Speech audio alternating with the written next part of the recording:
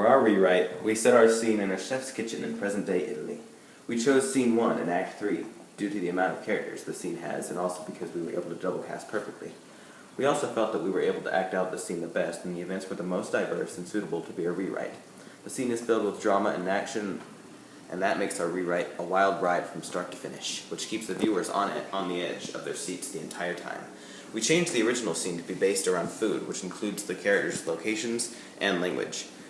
This is because we thought the female name for Romeo could be Romayo, and that was where it all began. We started changing all of the characters' names and eventually also thinking of food puns within the literature. We changed the dialogue of the scene by creating clever food puns, which brings out some humor in this tragic scene, and because it was the most accurate language for the food characters, and it's just hilarious.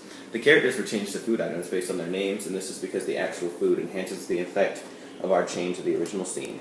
The foods were then given expressions to match their character and what happens in the scene, and when it all came together, a masterpiece was born. I beg of thee, good cucumber, the stove is hot and the spatulas are of bread. If we meet, we will not escape a fight. The rising temperatures will make our blood boil. You are like one of those marshmallows who is always ready for a fight.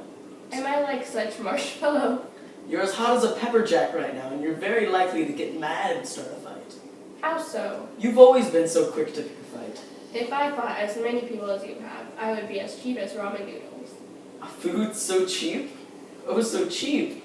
By my lettuce head, here comes the spatulas. By my peel, I don't care. Good morning. I request to speak with you. Aye, Tibsalt. A talk with us? Pair it with something. I'll fight you. Just give me a reason. Could you not take a reason without giving one? Mercucumber, you consort with Romeo. Consort? Do you think of us as musicians? If you think that, expect nothing but bad notes. Here is my fiddlestick, which will make you dance. We talk in the public with surrounding food. Withdraw to some other placemat or figure out your problems or leave. But food's eyes were made to look, and let them glaze. I won't leave just because you said so, good Volioli. I no longer need you, sir. Here comes my condiment. But I'll be chopped, sir, if he is your servant. However, he will be your follower if you go to the cutting board. Romeo, the way I love you can only be described as this. You're moldy! Tibsalt, the reason I have to love you excuses what you just called me. Po boy, that doesn't excuse what you've done. Turn around and fight me. I protest I never hurt you, but until the reason of why I love you, dear spatulette, be happy. This is ridiculous. I challenge you to face and fight me. Why do you want to fight? All that I want is a grain of you to throw over my left shoulder to avoid misfortune, and after that, I will spill the rest. I'm ready. Mercucumber, put up your toothpick. Let's fight. Draw and Volioli, help me stop this fight. Chef has banned food fights in the kitchen. I'm slew. I'll molt on both your food groups. Are you sliced? Yes, a small cut, but it will rot me. Quickly, somebody get a cook.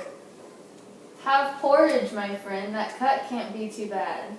It's not as deep as a carrot or as wide as a watermelon, but it will definitely spoil me. Find me tomorrow and I'll be a great man. I'm peppered. I'll mold on both your food groups. May a human, dog, and rat gobble you up. Why would you step in? I was sliced under your arm. It was all for the zest. Help me into a gingerbread house, Benvolioli, or I will rot. A mold on your groups. You have made humans meat of me. This vegetable, the chef's favorite vegetable, has spoiled on my behalf, my reputation, drained of flavor, all due to Tibsalt's temper. Oh, sweet Juiciet, your love has made me sword, doughy, and soft. Romeo, Mercucumber is dead. His spirit has gone to the compost. So untimely has he corned the earth. Today's black plate on other days will depend. Tibsalt started a food fight that I must end. Here comes the angry Tibsalt again. Alive and in triumph and her cucumber chopped, I'm furious with Tibsalt, and now either you or me or both of us are going to be broiling with him. You rotten food! You consorted with him here, and now you shall consort with him pair. This will dinner mine that. Romeo, roll away. The food's table is spilt. Don't just stand there and glaze. The chef will chop you up if he fries you. Hence be gored away. Oh, dear fate has made mincemeat of me. Why are you still here?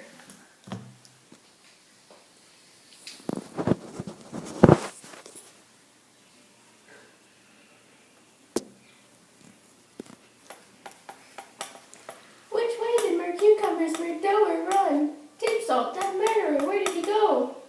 There fries that Tipsalt. Get up, sir, keep in with me. I demand you by the chef's orders.